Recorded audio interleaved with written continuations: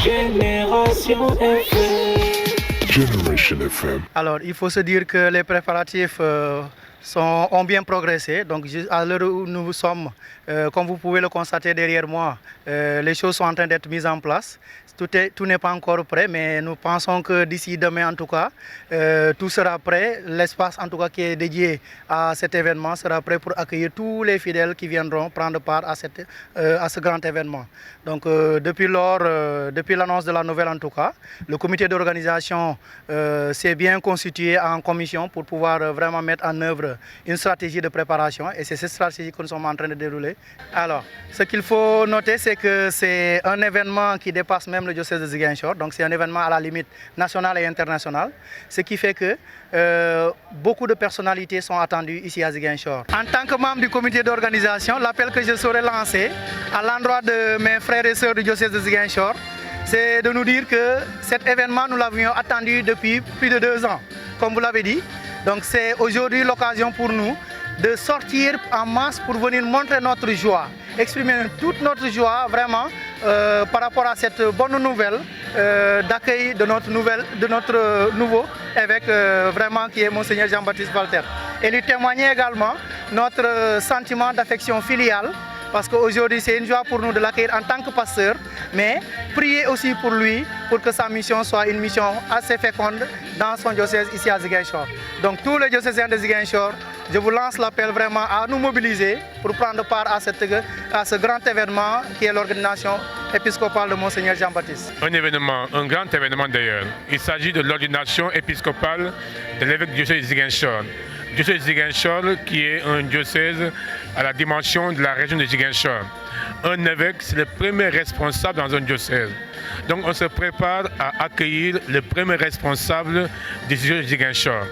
Et l'événement aura lieu ici au séminaire Saint-Louis. Ce lieu a une signification toute particulière dans l'église de Ziguinchor.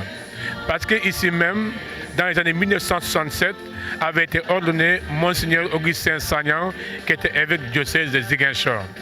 Mais ici aussi, en 2012, avait été ordonné Monseigneur Paul Abel Mamba, évêque du diocèse de Ziguinchor, et qui est devenu l'évêque de Tambacounda.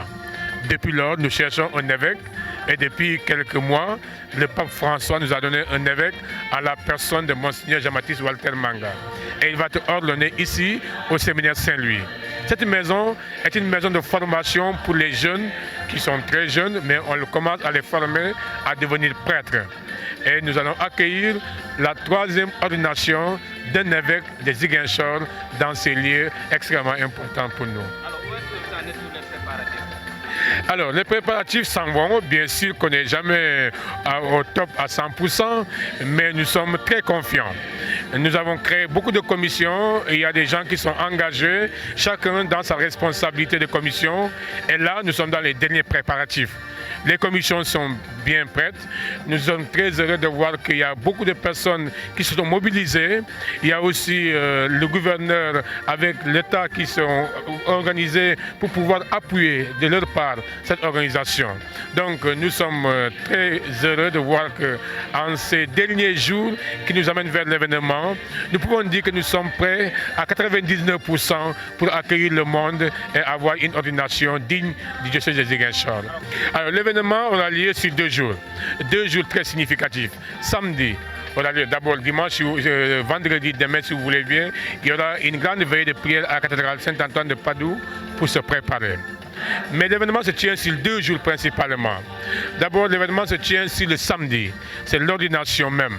C'est le jour là où l'évêque qui est nommé va être ordonné pour devenir évêque. Parce que jusque-là, il est évêque nommé, il n'a pas le pouvoir d'un évêque. Ce jour-là, il va avoir le pouvoir d'un évêque, il sera ordonné et il va avoir ses insignes épiscopales qu'on appelle la crosse, la mitre, qui sont les signes épiscopales d'un évêque. Après que l'évêque est ordonné, le lendemain dimanche à la cathédrale, il y aura ce qu'on appelle la cérémonie de prise de possession du siège. Autrement dit, il est intronisé comme évêque du diocèse de Ziguinchor.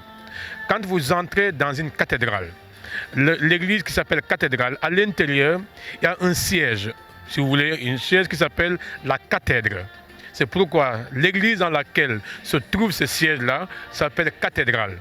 Ce siège qui s'appelle cathèdre, c'est le siège de gouvernement de l'évêque dans son diocèse. Et quand il dit la messe, c'est là où il s'assoit. Donc le dimanche, on va le faire asseoir sur ce siège, symbole de la prise de possession du pouvoir comme évêque du diocèse de Ziguinchor. Donc une messe d'action de grâce et de prise de possession, on dit canonique. Autrement dit, juridiquement, il prend possession de son diocèse comme premier responsable. La signification, je peux dire qu'elle a deux niveaux. D'abord, le premier niveau est un niveau spirituel. C'est un événement spirituel. L'évêque est d'abord et avant tout un chef religieux. Autrement dit, c'est le premier responsable spirituel de tous ceux qui sont chrétiens et même non chrétiens dans le diocèse, donc région de Ziguinchor. Ensuite, c'est un événement social, de communion. Cet événement va regrouper pour beaucoup de personnes, que l'on soit chrétien, que l'on soit musulman et que l'on soit à la religion traditionnelle. C'est un événement de communion sociale. Et cela est important pour nous, spirituel et à la fois social. Ce sera un grand événement pour nous. C'est l'occasion pour le diocèse de Ziguinchor. C'est l'occasion pour le diocèse de Ziguinchor de manifester sa communion avec tous les autres qui ne sont pas chrétiens. Et de montrer que nous sommes tous ensemble, chacun avec sa religion, mais nous partageons une même destinée et nous croyons que tous ensemble, chacun dans sa foi, nous pouvons construire et bâtir un lieu, une région où nous vivons en paix et en sécurité. Génération FM. Generation FM, the best radio. Génération FM.